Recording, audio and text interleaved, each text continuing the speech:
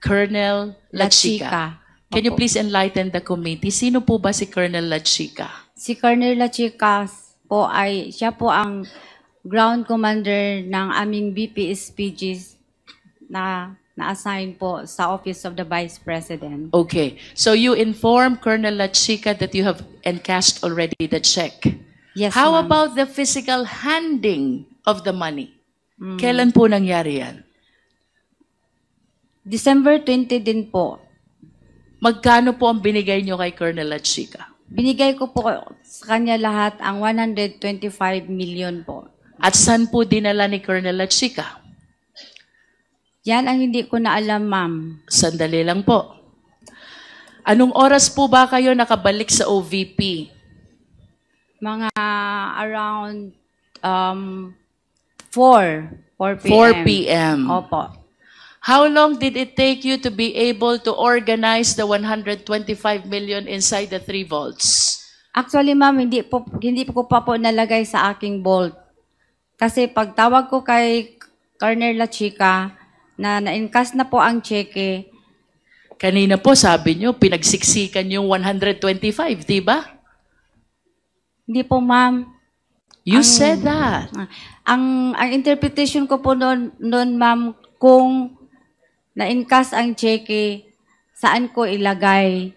Pero on that withdrawal, ma'am, tinawagan ko agad si security officer. Okay, so you are saying now that the money were never placed inside the 3 vaults. Yun po ba ang gusto nyo sabihin? Yes, ma'am. Yung withdrawal na po yun, ma'am. Okay, sabi nyo po 4 p.m. kayo nakabalik ng OVP. Kung hindi nyo po pinasok dito sa 3 vaults, saan nyo po nilagay? Doon po sa isang office po na nandoon yung vault. Pero hindi pa nailagay sa vault. Ang bag nandoon lang sa office. Kanino po bang office yung tinutukoy nyo? Is that your office? Extension office ko po, ma'am, na ako lang ang may susi. Extension office, kayo lang ang may susi. Okay. You just place them on the floor? Ganun ho ba yun? Pinasok ko, ma'am, sa floor kasi nagsagot man agad si Colonel Lachica na coming siya. Kasi Okay. dyan naman lang siya sa kanilang opisina. Saan po ba ang opisina ni Colonel Lachica? Yung sa Camp Aguinaldo, yung kulay blue. And how close is this to the office of the Vice President, ma'am? Siguro mga 20 minutes o 30 minutes 20 makarating na minutes siya. drive. Kung kayo po ay nakarating dito sa OVP at around 4 p.m. at pagkatapos nyo pong dumating, nilagay nyo sa extension office just on the floor, the entire 125 million, hindi nyo pinasok sa vault, anong oras naman po dumating si Colonel Lachica? Mga 4:30 po. 4:30. Yes po. At ano pong ginawa nyo dito sa pera pagdating ni Colonel Lachica? Nagpunta po kami sa office na yon, i-open ko yung office, tapos nirelease ko sa kanya ang 125 million at pinareceive ko siya sa kanyang, may listahan po kasi siyang binigay po sa akin, ma'am, considering na kami po ang gumagawa ng physical and financial plan. After mga 2 weeks, nagbigay na po siya ng advance copy ng kanyang request for funding.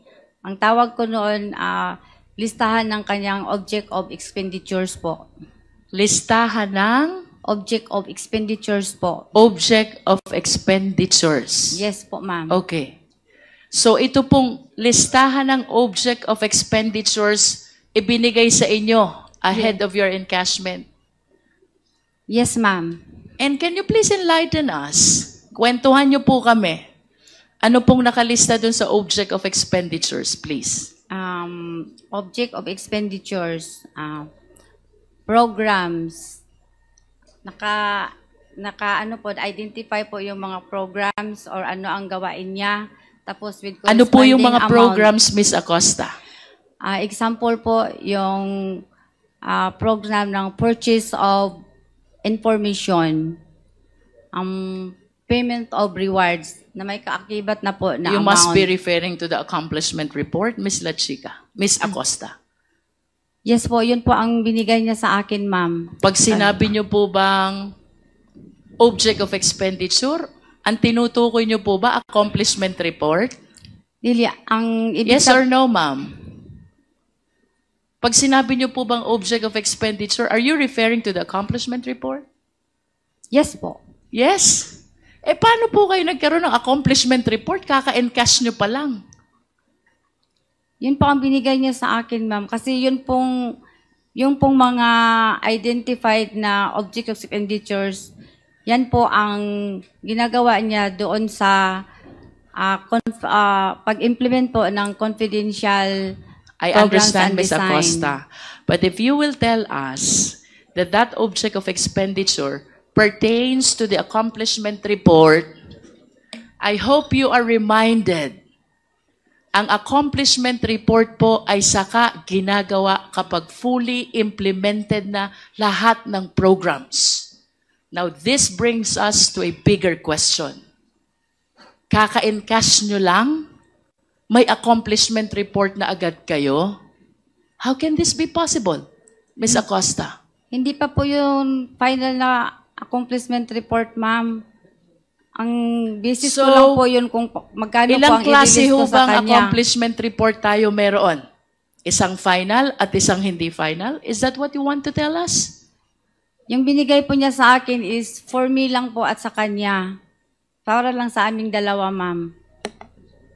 Hindi po yun yung final na accomplishment report after the implementation of the program under confidential funds po. Okay, if you are saying that this is not yet final, then walk us through, enlighten us, narrate to us, ano ho bang pagkakaiba nung sinasabi niyong hindi final doon sa final? Ang amount po, ma'am. Amount. Yes po, ma'am. Okay, can you please be specific? Because we have here an accomplishment report for the last quarter of 2022. And since kayo naman po ang gumawa nito, and you prepared already for this hearing, I suppose, you are aware by heart kung anong laman ng accomplishment report na ito. Ano pong pagkakaiba nung hindi final sa final? Yung amount po, ma'am. Example, yung payment of rewards. Okay. Tapos, yung... Ano po yung hindi final na amount? Yung amount... Okay, to guide Miss Acosta, Secretariat, can we please flash the accomplishment report for the last quarter of 2022?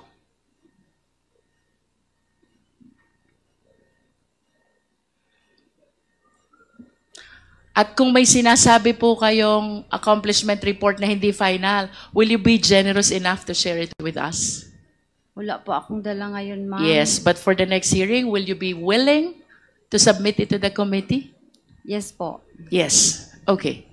Ms. Acosta, we have here the final, I suppose, because this was provided by the COA, accomplishment report for the last quarter of 2022. Ang sabi niyo po, sa amount lang kayo nagkakaiba. Yes po. Can you enlighten us? Bakit po nagkakaroon ng disparity sa amount? Kasi po, example po yung payment of rewards, ma'am. Ang nilagay, hindi ako makakita. Secretariat, can we provide instead a copy? You were pertaining to payment of reward. Ang nakalagay po dyan is 10 million. Yes, ma'am. Ano po bang nakalagay doon sa hindi final? Ang nilagay lang po niya doon is 8 million po. Okay. How about the purchase of information? So far, ito lang po ang aking maalala, ma'am. Ma-confirm ko sa'yo na 8,000 lang po ang proposed object of expenditure na binigay sa akin ni Sir La Chica. Ms. Acosta, with your object of expenditure, would you confirm with me na kung anong items ang nakasulat sa object of expenditure, yun din po ang nakasulat dito sa accomplishment report. The only difference is with respect to the amount. Tama ho ba? Tama po. Tama. At ang inyo pong sinusunod ay yung object of expenditure na binibigay sa inyo ni Colonel La Chica. Tama din po? For releasing po. For releasing. Opo. But nevertheless, who prepared the object of expenditure? Si Sir La Chica po, ma'am. Sir La Chica. Kung si Sir La Chica po ang gumagawa ng object of expenditure at yun po ang sinusundan nyo sa pagre-release ng confidential fund, tama po bang sabihin na si Colonel La Chica ang nasusunod sa preparation ng accomplishment report? Yes po. Pag binigay niya sa akin ang final na accomplishment report po niya, ma'am, after po, maubos na ang pera at na-implement na niya lahat ng maayos ang activities. I will remind you of your answer, Ms. Acosta. Ang sabi niyo po, si Colonel La Chica ang nasusunod sa preparation ng accomplishment report. Tama po? Yes po, ma'am. Okay. I wish to direct your attention to the left bottom portion of this accomplishment report. It says, prepared by Special Disbursing Officer, Gina F. Acosta. Yes po. Is this not contradictory to what you said na ang nasusunod ay si Colonel La Chica? Pag final ko nito, ma'am, gibase ko po to sa binigay ni Sir La Chica na final accomplishment report. So, kinokopya ko lang po. Ibig sabihin, kayo po ay tagagawa lamang ni Colonel La Chica. Hindi naman po. So ano pong ibig sabihin nyo? Na ang sinusundan nyo ay kung anong gustong ipalagay dito sa accomplishment report, which is based on the object of expenditures provided by Colonel La Chica. Ang nilagay po niya sa object of expenditures po, ma'am, ay in connection na po sa aming prepare ng financial and physical plan po. Kasi kasama ko po siya paggawa ng financial and physical plan. Financial and physical plan. Sino po bang gumagawa ng financial and physical plan? Ang nagdra po, ang nag-prepare ako po at si Sir La Chica. Okay. Ano po ba ang trabaho ni Colonel La Chica? Malapit na po akong malito. Malapit ko na pong isipin ang disbursing officer ay si Colonel La Chica. Hindi po. What is the designation of Colonel La Chica, please? Siya po ang aming security officer. And a security officer? Ano ho bang trabaho ni Colonel La Chica? Is it her job to prepare the financial plan? Hindi po. Is it her job to prepare the accomplishment report? In the financial po, siya po ang magbibigay sa akin ng information or guide kung ano po ang magiging confidential activities po in relation sa confidential funds po na gagamitin. I hope you realize, Ms. Acosta, that you are the special disbursing officer. Yes po, ma'am. Alam ko po. And part of your job is to prepare the financial plan. Yes po. As a matter of fact, the financial plan does not bear at all the signature or the name of Colonel La Chica. Yes po, pero sa kanya po ako humihingi ng inputs or information with regards to the implementation of all the projects included under confidential funds po. If you're asking for the possible program, subject of expenditure, is it correct to say that you are soliciting some information only and not necessarily the one working with you in the preparation of financial plan? Magkaiba po yon. Ang hinihingi ko po sa kanya, ma'am, is ano po, mga inputs po or guidance in preparation for the financial plan, especially related po sa confidential activities po. Ms. Acosta, do you understand your job as a special disbursing officer? Yes, ma'am. This is very significant job Yes, ma'am. because it entails so much trust and confidence. Yes po. Because you are the one in charge of taking custody of the huge amount of money. Tama? Yes, ma'am. As a matter of fact, to ensure the fidelity of this money, nire-require pa kayo ng fidelity fund, bond. Ban. Tama po ba? Yes, ma'am. Then why do you keep on pointing to Colonel La Chica? Kasi siya po ang may alam kung i-implement na po yung mga project under confidential plan funds. Who will be responsible in case this money is misappropriated? Who will be responsible in case this money is lost? Who will be responsible in case this money went to the wrong person? Sino po ba ang magiging responsable? Ako po. Because you are the special disbursing officer and not Colonel Lachica. Yes po. Let's go back to the question. 125 million po yun. You were saying, ang object of expenditure is similar to the accomplishment report. The only difference is the amount. Yes, ma'am. Enlighten us. Ano ang laman ng object expenditure totaling to 125 million, reason why you fully turned over the entire amount? Ang laman po ng binigay niya sa akin ng object of expenditures ay yun pong pamaraan kung ano ang ginagawa niya. Can we please be specific? We're talking of huge amount of money, Ms. Acosta.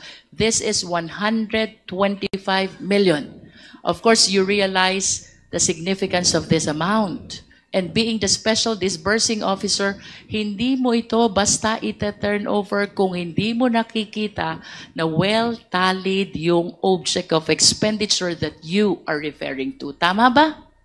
Yes, ma'am. Pero may information na po ako na pag natanggap ko ang pera, ibigay ko po sa security officer namin. Even without the object of expenditure? Meron po. Okay, let's go back to your object of expenditure. Kasi ako, Ms. Acosta, if I am the custodian of 125 million and I was directed to turn over this to a certain person, I will be very careful to make sure that whatever's in the list tally to the entire amount of 125 million. Now tell us, ano ang laman ng object of expenditure? Ang laman po ng object of expenditures ay yun pong mga expected expenses sa pagpatupad po ng confidential activities. I know. Can you please state the item? Kanina po, ang sabi nyo, purchase of information, payment of reward. Ituloy nyo po yun. You even said that sa payment of reward, hindi nasunod yung 10 million. So magkano po ang nasunod?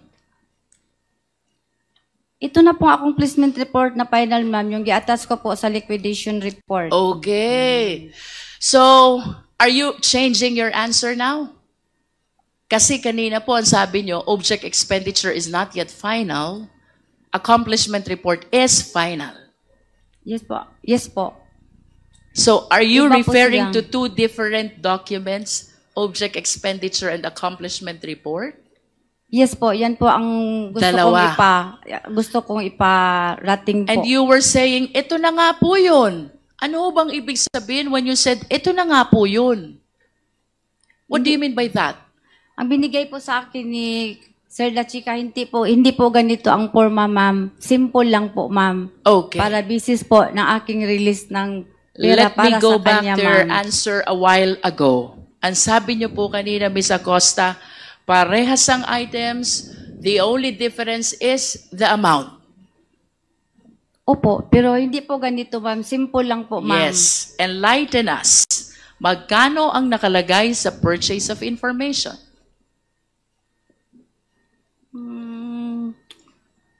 Less than 14 million po, ma'am. Less than. Opo. Can't you remember the amount? 12 million po. 12 million. Payment of reward. Ito po yung 8 million, ma'am. 8 million. Rentals.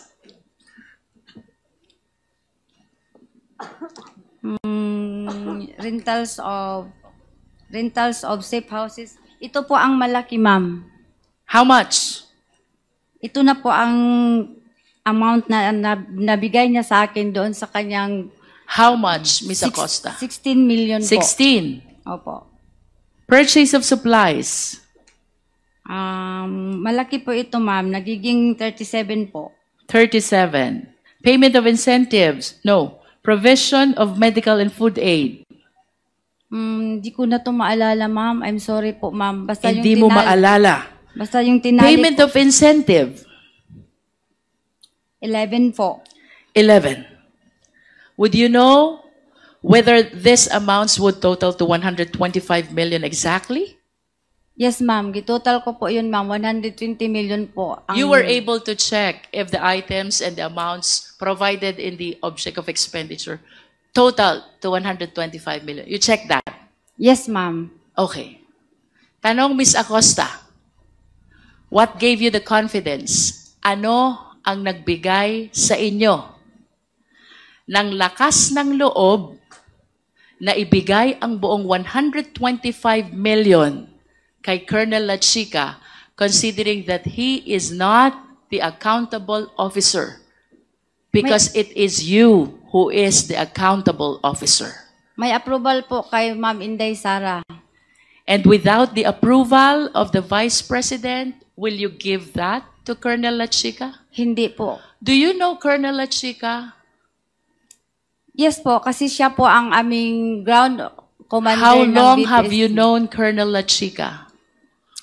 Yung na-employ po ako after 3 months, yung na-employ po ako sa OBP, ma'am. How long have you known? Since 2022? Yes po, ma'am.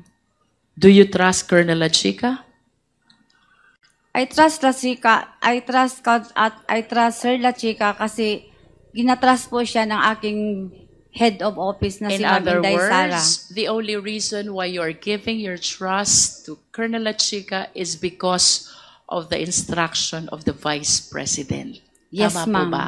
Yes, ma'am. Without the instruction of the Vice President, you will never give the entire amount of 125 million to Colonel Lachica. Yes, ma'am. And do you realize also, Ms. Acosta, that as disbursing officer, there is a rule under PD 1445, bawal i-transfer ang disbursement sa ibang tao. Pero ang boss ko po kasi ay si Ma'am Please Inday. answer the question, ma'am. Yes, Under PD 1445, unauthorized transfer of disbursement is prohibited. Are you aware of that? yes, ma'am. And what you did is an unauthorized transfer. Tama po? Yes po, ma'am, pero may... In other words, you are liable for the unauthorized transfer of that money which is due for your disbursement. Tama po? Tama po, ma'am. Pero Are you aware also that kung ito pong perang ito ay mapupunta sa mga hindi matitino na government officials at gagamitin for purpose other than its confidential purpose, you can be held liable for yes po. malversation of public funds by negligence. Yes, alam ko po, ma'am. Pero nanaig po ang aking belief na may trust po ako kay Lachica dahil po authorized po siya ni Ma'am Sara Duterte. And are you aware also that what Colonel Lachica did is he usurped Ano po? your authority as special disbursing officer. Ang ginawa po ni Colonel Lachica ay pinakialaman na yung trabaho na dapat ay sa inyo. We call that usurpation of authority. Kasi po wala po akong alam kung paano po i-implement ang mga confidential activities po, ma'am. Si Bakit Sir po- Lachica lang po ang may alam. Sandali po, bakit po wala kayong alam? You are the special disbursing officer. You prepare the financial plan. You are a signatory in the disbursement. You prepare the liquidation. You certify. You prepare the accomplishment report. Bakit wala po kayong alam? Wala po akong alam sa pag-implement po ng confidential activities po. Dahil po, hindi ko po yan inline sa aking pinag-aralan, ma'am. But as the special disbursing officer, of course, you realize you have the function of disbursing the fund. Yes po, pero may utos po sa akin na ibigay po kay Colonel La Chica. Kasi siya po ang expert, siya po ang may kaalaman kung paano po i-achieve ang mga confidential activities na safely and hindi po magulo. Would you know, Ms. Acosta, kung saan po dinala ni Colonel La Chica yung 125 million? Di ko po na po alam, ma'am, kasi sa kanya na po yun discretion kung Hindi po niya discretion yun, ay, ma'am. sa kanya na po yung Please trabaho. understand, kayo po ang special disbursing officer. You're supposed to be the person doing the payment of this amount to various payees. Hindi po ito discretion ni Colonel La Chica, ma'am. Do you understand? Yes, ma'am. Ano nga po ulit trabaho ni Colonel La Chica? Siya po ang Head. ng aming BPSPG at siya po ang inatasan as security officer po ng Office of the Vice President. And of course, you will agree with me, iba po ang trabaho ng security officer sa trabaho ng special disbursing officer. Tama po ba? As a matter of Yes, fact, iba kaya po. po kayo'y banded. Kaya po kayo nire-require ng Fidelity Fund is Yes. to take care of these public funds. Si Colonel La Chica po ba? Covered po ba siya ng Fidelity Bond? Hindi po, ma'am. I don't think so because it's not part of his job to disburse public funds. Pero siya po ang may alam, ma'am. Lalo na